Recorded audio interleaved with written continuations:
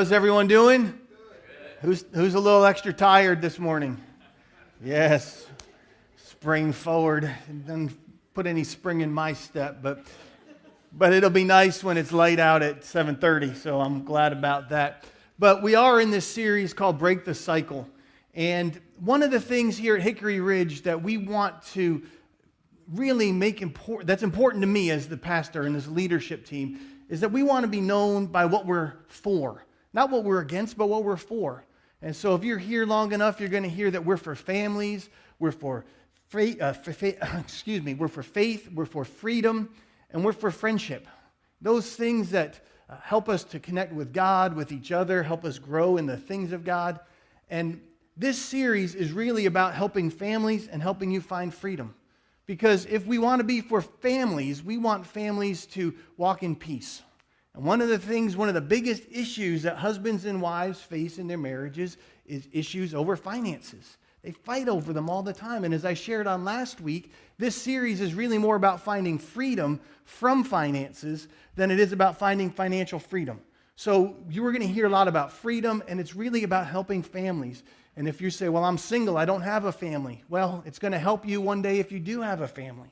And if you're single, it's going to help you to walk in greater freedom. So I'm excited about this series. I hope it's going to be helpful to you in so many different ways. Last week, we talked about how to find freedom from debt. Not how to be debt-free, but how to find freedom from the things inside of us that push us towards accumulating more and more debt, to just spending beyond our own limits. Because America has a debt problem. Do you know the average U.S. household spends 136% of their monthly income? Think about that. The math doesn't add up. If you make $100 and you spend $136, 136%, you're borrowing $36 every month. And it becomes a hole that you can't dig out of. And so what we learned last week is that financial issues, financial problems, financial difficulties, sometimes they accumulate over a lifetime. And it takes time to dig out of that. It takes time, it takes consistency, it takes a plan. But what we learned was this: financial freedom takes time. But freedom from finances can happen immediately. Freedom from those things inside of us that drive us to accumulate debt, that drive us to live a lifestyle of lack, that drive us to live motivated by a spirit of fear, which is what we're going to talk about next week. You can find freedom from those things today. So this morning we're going to talk about lack. Now, lack is, we're not going to talk about it in the terms of lack being I don't have something. Really, when I say lack, I'm talking about a lifestyle of lack. Something inside of you that's almost feeling like I don't know if I'm ever going to have enough.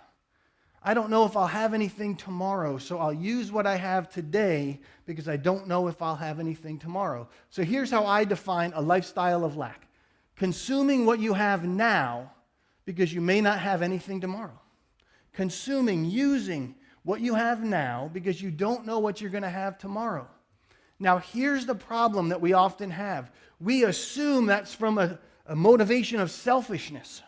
If you know somebody who lives like this, you think they're just being selfish. But they may not be. If they're operating from a lifestyle of lack, a spirit of lack, it's actually because they're uncertain about what the future holds. Have you ever seen this where somebody is very struggling financially, maybe poor on the poverty scale, and they go out and they have a few dollars to their name, and they go to the store and they buy a lottery ticket instead of buying food for their children or school supplies for their children? And those of us who have enough resources, we point the finger and say they're selfish and they're self-centered. But they're actually operating from a lifestyle of lack. They're saying, I have $5 today. I may not have $5 tomorrow. But this $5 may become $5 million. And it's operating from a spirit of lack. I was talking to someone last week who has rentals. And they said, it's the funniest thing, Justin. I went to a place, got the rent check, picked it up on a Tuesday, I went to deposit it on a Friday, and it bounced. So I went to the person and said, you wrote me a bad check. They said, well, when did you deposit it? He said, Friday. He said, well, I gave it to you Tuesday. You should have deposited on Tuesday. The funds were there. I've spent them. It's not because the person doesn't know how to balance a checkbook, but that would help. It is because they're operating from a spirit of lack, from a lifestyle of lack. They're saying, I don't know if I'll have anything tomorrow. I have it now, so I'll use it. And if you don't use it now, I'll use it now. So that's what that lack, that almost operating from a place of poverty is. So what I want to do to dig into this is look at 2 times in the lives of the people of Israel after they have left Egypt, and look at 2 examples of how they operated both from a spirit of lack and how they began to overcome that. Now, if you're familiar with this story, the people of Israel were the descendants of Abraham, and they grew into a large number of people, hundreds of thousands, if not into the low millions, and they were enslaved in Egypt for 400 years. After 400 years, God sent Moses, who was the deliverer, and he led the people out of slavery. And it was wonderful, and it was awesome, and they rejoiced. And here they go, 1 million+ people marching out of Egypt, and they're going to go to the promised land. But 400 years of slavery does some things inside of you. 400 years of slavery living in the shadow of the wealth of Egypt makes you begin to wonder about some things. And at one point, they're there, and they're complaining and moaning, and they're not happy. We don't have enough food to eat. Remember when we were in Egypt, the Egyptians had so much that we could actually sit around and eat as much as we wanted to. And now we're out here in the desert and we don't have anything to eat. And so God hears their complaining. He hears their grumbling. And what he says is, I will provide. I'll send you meat to eat and bread. I'll send you meat in the form of quails that you can eat. I'll send you bread in form of what we call manna. It was this amazing supernatural provision of God. It would show up on the ground almost like dew, and they could go and pick it up. So God said, I'm going to provide all this for you. It's going to be awesome. He said, but here's the deal. When you go to pick up the manna, just get as much as you need. Don't gorge yourself. Don't eat till you're sick. Don't eat so much and then save it for the next day. Just eat what you need. Be satisfied, and there'll be more tomorrow. But they're operating from a lifestyle of lack. And so here's what happens. It says some of the Israelites, paid no attention to Moses, and they kept part of it until the morning, but it was full of maggots and began to smell. You operate from a lifestyle of lack, everything in your life starts to go wrong. And then he sends these quails. Now, he sends quails, and he sends lots of quails. And he says, I'm going to send so many quails that you're going to be able to eat meat. As a matter of fact, here's how it says it.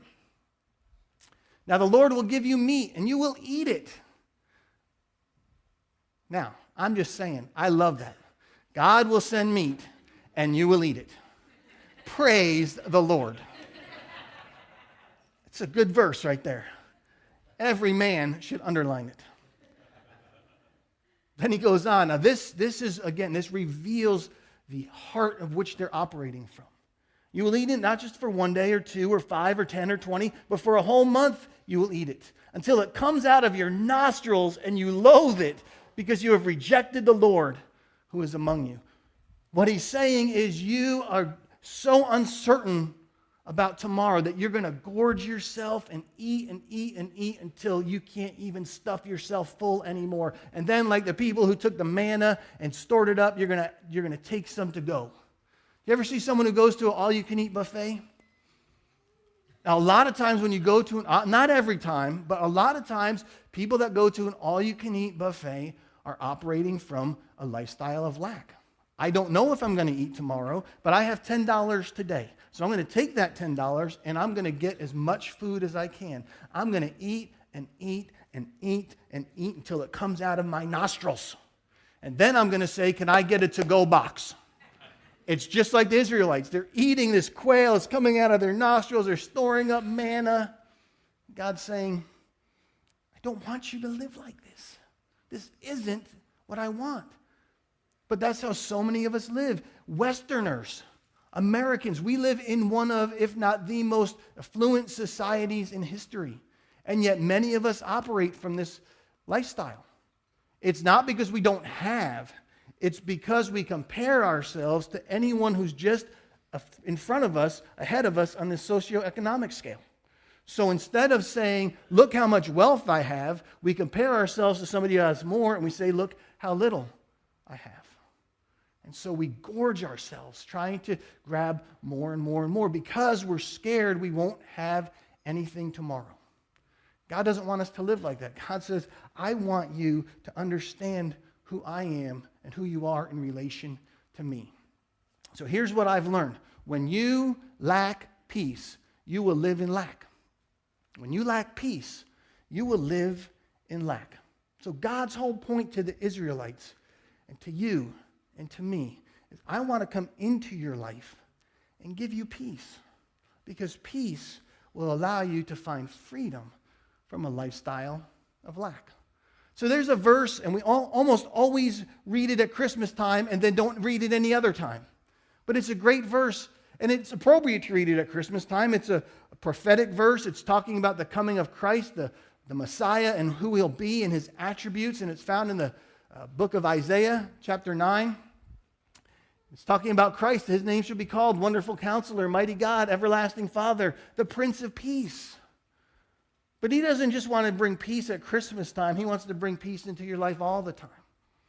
But we don't understand that term, Prince of Peace. Prince means he is the ruler. He's the leader. He's the one in charge.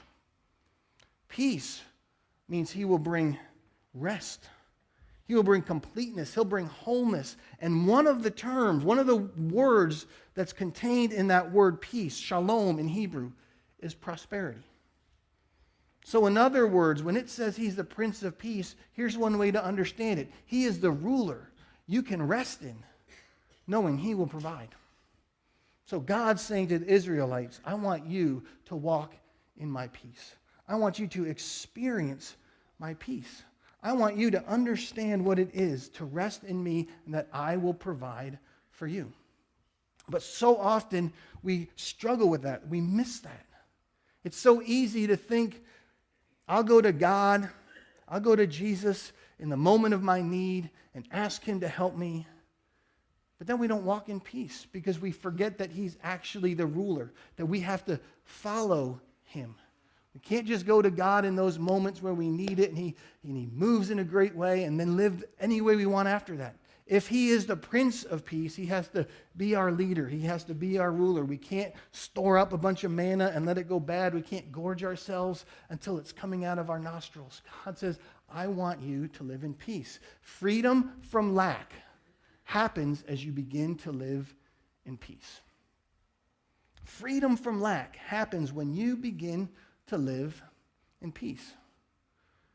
So how do we walk in peace? How does that happen? What does that look like? To say, I'm going to follow the Prince of Peace. I'm going to let him be the ruler that I can rest in, knowing he'll provide for me. There's two simple things. They're so simple, but they're to understand, they're difficult to live. The first is this: peace flows from obedience. Peace flows from obedience. Don't gather up more manna than you need. Well, just a little bit. Just a little. God, maybe you will forget tomorrow to send what I need. So I better just take a little bit extra. Peace flows from obedience. Listen, we know this in life. Who's ever had this experience? You're driving down the highway. The speed limit is clearly indicated, 55. But, like your pastor, you say that's just a suggestion. I know everyone says if you stay at least no more than 9 miles over the speed limit, you'll be fine. But you want to push that just a little bit. And so instead of going it's 55 instead of 64, the flow of traffic is going at about 70. So you set your speed control at 70. And you're zooming down the road, not a care in the world. And all of a sudden, off in the distance, you see a police car there. And you lose your peace, right? As soon as you see that car, you lose your peace. And it's even worse if you pass it and all of a sudden lights come on. You think, oh, they got me. I've got no peace. But you're hoping that somehow he tagged the guy next to you who was going just a little bit faster. Right? We know this. Peace flows from obedience. But the opposite is true. Disobedience steals your peace and keeps you trapped in lack. When you don't do the things that God asks you to do, you don't have peace, and it keeps you trapped. So I want to talk about one way in which we can walk in obedience when it comes to our finances. So there's a verse in Malachi. Now, the book of Malachi is all about God telling the people of Israel the things that they need to change. What they're doing. It's really a back and forth. God says, you're not doing this. And they say, well, how should we do it? And he explains it to them. And chapter 3 is all about finances. And so here's what it says. Will a mere man, God is speaking, will a mere man rob God? Yet you rob me. But you ask, how are we robbing you? In tithes and offerings. You're under a curse, your whole nation, because you are robbing me. Bring the whole tithe into the storehouse. So just make a note of this. We're going to come back to it. He says, you're robbing me in tithes and offerings. Now he's only talking about tithe. Bring the whole tithe into the storehouse, that there may be food in my house. Test me in this. The only time in the scriptures where God says, test me. Matter of fact, Jesus says later on in the New Testament, you shall not test the Lord your God. But here God says, you can test me in this. It's an amazing promise. Test me in this, says the Lord Almighty, and see if I will not throw open the floodgates of heaven and pour out so much blessing that there will not be room enough to store it. I will prevent the pests from devouring your crops. I just want to say on the front end, we're going to talk about tithing. This is not to become legalistic. This is not to become a law, an if-then statement. I've seen people who reduce giving, tithing, as a law. It says, if you do this, then this will happen. If your finances, so you look at somebody, say their finances are good, then they must be tithing. And you look at somebody else, say their finances are in shambles, they must not be tithing. But that's law. That's rigid. It's not about becoming a law. It is about learning to find peace. When you give in obedience, you find greater peace. That's the point. It's not about becoming a rigid law. It is about learning to walk in peace. It's about saying, God, what do you want for me? What do you want from me? Because when I walk in obedience, I have peace. When I walk in disobedience, I lose my peace, and I'm trapped in a lifestyle of lack. So God wants you and I to have peace so that we can have freedom from lack. That's what he wants for us. So tithing, do you know how many American Christians actually tithe? 10% of their income before taxes. 10% of their income before taxes. 4%. 4%. I'm the Prince of Peace. God, you're the ruler. You're in charge. I want your peace, but I don't want to do what you ask me to do. Disobedience doesn't bring peace. Disobedience, it steals your peace. So God says, I want you to have peace. Now, remember I said, God says, you're robbing me from tithes and offerings. But then he says this, I want to put it back up. Bring the whole tithe into the storehouse, that there may be food in my house. So he goes from, you're robbing me from tithes and offerings, then he focuses in on tithing. I just want to say this. There's a difference between tithes and offerings. Tithing goes to the local church. When you tithe, it goes to the local church. First, it goes to the place where you, week in and week out throughout the week, where you learn, you grow, you get something from, where your marriage is helped, where your family is helped, where your children receive teaching and education and learn about the things of God, and relationships happen, where you go when you have a time of need, when you want counseling, when you need a wedding ceremony, when there's a funeral, when all those things. It's the storehouse. It's the place where you go. That's where your tithe goes. It goes to the storehouse. It goes to the local church. You tithe to the local church. You can give your offering above that anywhere you want. But you need to understand, you can't give an offering if you don't tithe. I know some people think, well, I don't tithe, but I give offerings. Then you're not tithing. You're robbing God. That's why he says, you're robbing me from tithes and offerings, but you have to start with tithing. Tithing goes to the local church. Again, this is not about legalism. It's about saying, how do I walk in peace? How do I find peace? Now, I know some people will say, well, Pastor, I know what you're saying, but I believe tithing is Old Testament. It's the law. And we're no longer under law. We're under grace. You are right. I agree with you. I agree with you 100%. We are no longer under law. That is Old Testament. We're under grace. My question for you is this.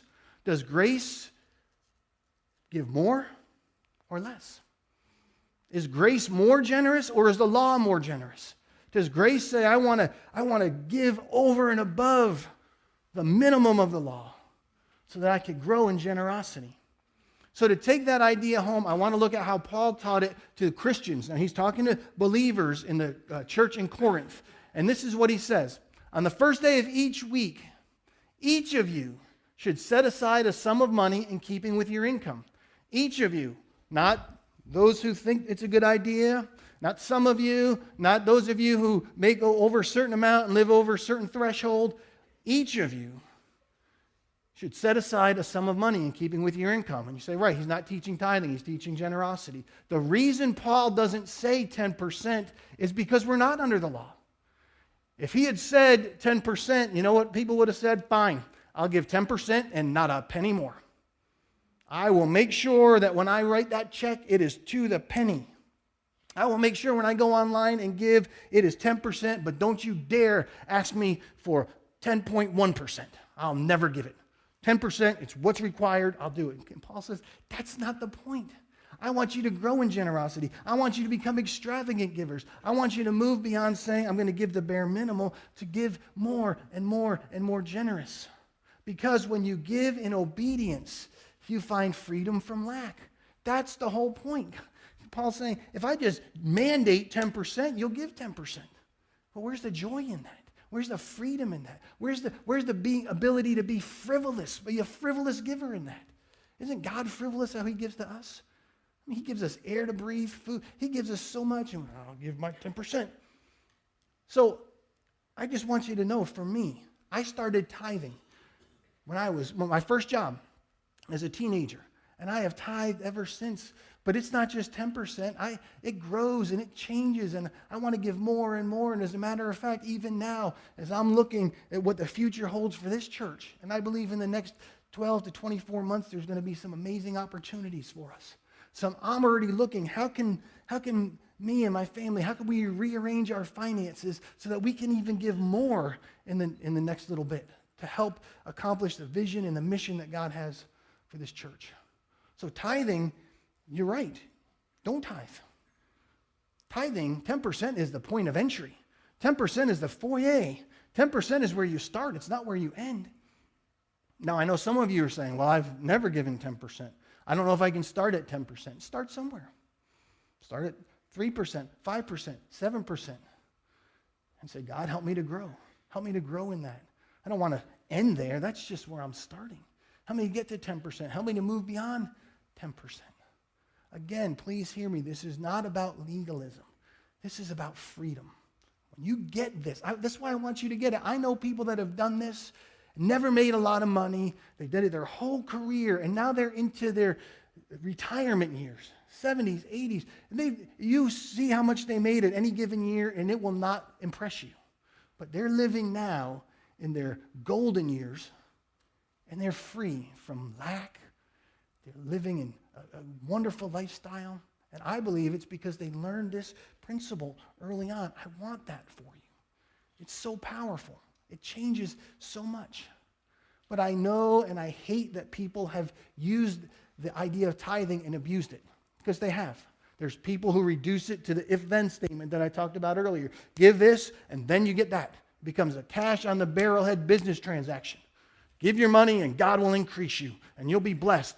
Or, if you're not giving, you're cursed. You're walking in a curse. Can I just say, I'm so sad. I'm so upset. I'm so bothered that people have done those kind of things and used it to manipulate and control people. That's not the point. But I do want to also say this. Man's abuses do not cancel out God's promises. Okay, so the guy on TV has abused this. It doesn't change the goodness of God. It doesn't change the promise of God. God says, I want to pour out a blessing on your life. So remember this, the issue is not the curse, but the blessing. The issue is not the curse, but the blessing. In Galatians chapter 3, it says, Christ became the curse for us, so that we are no longer under the curse. So it's not about the curse. I know, and you probably know, many people that don't tithe, that don't give anything. And they're walking around and they're financially well off and they don't look like they're under a curse because it's not about the curse. But what they fail to understand is the blessing that they're missing out on by not walking in obedience. You'll never know what you missed out on. I don't believe God's going to smite you and curse you because you don't tithe, but I do believe you may miss out on the greater blessing that He has for you. That's what He wants. As a matter of fact, this is what He says. We'll go back to it. He says, see if I will not throw open the floodgates of heaven and pour out so much blessing that there will not be room enough for you to store it. I will prevent the pests from devouring. God says, I want to bless you in incredible ways. I believe so many times when we hold back from this, we miss out on all that God has for us. We miss out on all that He wants to do in and through us and the blessings He wants to pour into our hearts, into our marriages, into our families, into our businesses, into our communities. So yes, you might not be cursed, but you're squeezing tight the hose in which God wants to pour blessings into you. I don't want that. I don't want you to miss out on anything that God has for you. When you begin tithing, peace and blessing are unleashed in your life. It's amazing. I've seen it. I can't explain it, but I've seen it. When people begin tithing, what happens? All of a sudden, marriages have greater harmony. Where there used to be friction, arguing over finances all the time, there's more peace. Business deals that seemed like they were impossible all of a sudden come together.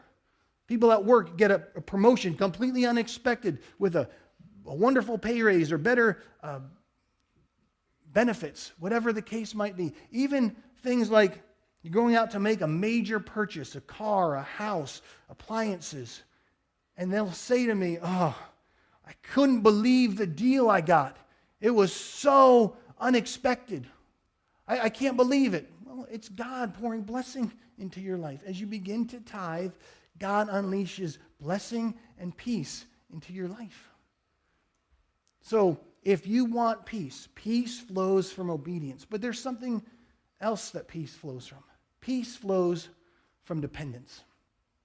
Peace flows from dependence. Remember the Israelites gathering up all the manna that they could, eating quail, gorging themselves. Why do you think in the most famous prayer ever taught, the Lord's Prayer, one of the things that Jesus says, teaches us to pray is, give us this day our daily bread. Be dependent on God for today and every today that's ever going to follow. I only have this today, and what more do you need? You have this today, and your Heavenly Father will provide for you tomorrow. Remember, the Prince of Peace, the ruler in whom you can rest, because He will supply what you need. So dependence is this. Dependence rests in a God who will supply all you need. It's not doing it on your own. It's not doing it your own way. It's not trying to make sure that you could figure it out. It's saying, God, I'm going to trust you. I'm going to depend on you. I'm going to rest in you. And as you do that, you find peace. Now, part of dependence is asking. You have to ask. That's why Jesus said, when you pray, pray like this. Give us this day our daily bread. But part of asking is asking from the right heart. And I believe so much of the reason that we wrestle with dependence is because even when we ask, we're asking from a place of lack. So here's how James puts it in writing to the Christians. You do not have because you do not ask God. When you do ask, you do not receive because you ask with wrong motives, that you may spend what you get on your own pleasures. In other words, what God is saying is you come to me and you say, God, I have need. Would you help me out so that I can use it all, and then come back and ask again. I still want to operate from a place of lack. God, I don't want to walk in obedience. I don't want to experience your peace. I just want you to help me out of this fix that I've got myself in. Then I'll spend everything, I'll consume it all, and I'll come back tomorrow. God says, that's not what I want for you. So if you want to ask, if you want to learn dependence on God, this is how you ask. Ask as you surrender in obedience and dependence. Ask as you surrender in obedience and dependence. I told you earlier, I began tithing when I was a teenager. Something I've done my whole life. But there are times in my life when things have been difficult. Things have been hard. Finances have not just flowed. And I said, I'm just always walking in overabundance. But that doesn't mean God's blessing isn't there. So let me tell you about a time in my life. I was at a church. Things just didn't end well. I'm not going to get into all the details, but I got my last paycheck from that church in the late fall of a year. It was 18 months later till I had another position at a church. And God was doing a lot of stuff in my heart and my family, and it was a good time, but it was hard. I'm married, 3 children, a dog. They all want to eat, especially the dog. We have mortgage payments, we have utility expenses, all those kind of things. That doesn't go away, even though God's doing these great things in your heart and your life and changing you, and things are tight. And don't you think I asked, we read, you have not because you asked not. Oh, I asked. I asked God now, today, tomorrow, how long? When it's a month, it's faith. 2 months, God, I'm believing. 3 months, it's going to be okay. 6 months, 12 months, I'm starting, how long, oh Lord? But what I know is this. All those years I tithed, all those years I gave, all those years I walked in obedience, I could ask God because I had surrendered in obedience and dependence. So I said, God, you know what we need, and I know you'll provide. And it was this most amazing thing. From the day I got my last paycheck to the day I got my first one somewhere else, people began to send money. In just amazing ways. They'd send a check. They'd see me. They'd hand me cash. All these kind of things. Unexpected. So much so, I began to write down the amounts of money that I got over 18 months. And after 18 months, now here's the amazing thing. I'll tell you how much it was. It blew my mind. But after 18 months, and I got a job at another church, the day I got that job, no more checks. No more people handing me cash. It's as if God said, I will supply what you need. Imagine that. Because I can depend on him. I added it up, and for 18 months, over $42,000. Now, maybe for you, you're like, hey, that's nothing. For me, that's like, wow. Was it what I would have earned as a salary? No. Did it meet my needs? Yes. A ruler who I can rest in, because he will provide for what I need. And he provided in amazing ways. But peace flows from obedience and dependence. That's what I want for you. Walking in peace will free you from lack. Walking in peace will free you from lack. That's what I want for you. So I told you we're going to look at 2 stories from the Israelites. We looked at one when they just were operating from this place of lack, overeating, gorging themselves. Not that long afterward, there's this amazing situation that happens. God is meeting with Moses. He's beginning to form a nation, and he says, I want you to build me a tabernacle. And this tabernacle is going to be beautiful. It's going to be splendid. It's the place where my presence will be right in the midst of the people. He begins to tell them how he wants them to build it, what it's going to look like. And in order to build this wonderful place, it's going to take some things, precious metals, gems, rare fabrics. It's going to take all these things that are not cheap. But God says, I need those things, and I want you to give them to me. So here's how he puts it, speaking to Moses to tell the people of Israel. The Lord said to Moses, tell the Israelites to bring me an offering. You are to receive the offering for me from everyone whose heart prompts them to give. It's an offering. It's not a tithe. He hasn't even really talked about tithing. Tithing was introduced with Abraham centuries before that, and he's going to give the law and explain all the tithing. He says, I want an offering. I want the folks not to operate from a spirit of lack. I want them to give, and so I'm not going to demand it of them. It's from anyone whose heart prompts them. Simply says, I want to give. I want to give. Remember, they were slaves for 400 years. And the scriptures tell us when they left Egypt, they left with the plunder of the Egyptians. In other words, the Egyptians were paying them to leave. They were giving them gold. They were giving them gems, silver, bronze, all this stuff. Just leave. You've decimated us. Take it all and get out. So at least we'll survive. And so they walk out with all this stuff. And if they're operating from a spirit of lack, they're not going to give it. If they're operating from a spirit of lack, they're going to use it for themselves. But God says, I want to begin to change that in you. Now, sadly, for this generation of Israelites, they drift back to a spirit of lack. But that doesn't have to happen for you and for me. So here's what happens. Moses tells the people, this is what we want. If it's in your heart to give, give. And they give. They give extravagantly. They give generously. They give so much that Moses says, stop giving. Stop giving. As a matter of fact, here's how it says it. The people are bringing more than enough.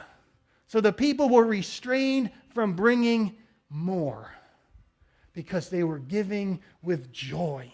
Remember last week we said you have to practice joyful generosity. That's what the Israelites were doing. They were giving joyfully, exceedingly. So much so that they said, stop. So in just a moment we're going to receive the offering. And wouldn't it be awesome? Wouldn't it be something if Edwin Tenefos, our treasurer, stood up and said, no more? Oh, no more. It would be a miracle. Because we all love Edwin. No, wouldn't that be something?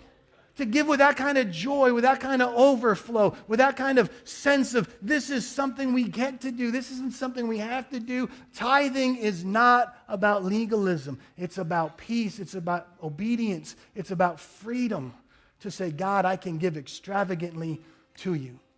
So I'm going to ask if you'd stand. We're going to receive the offering. So if you'd stand to your feet.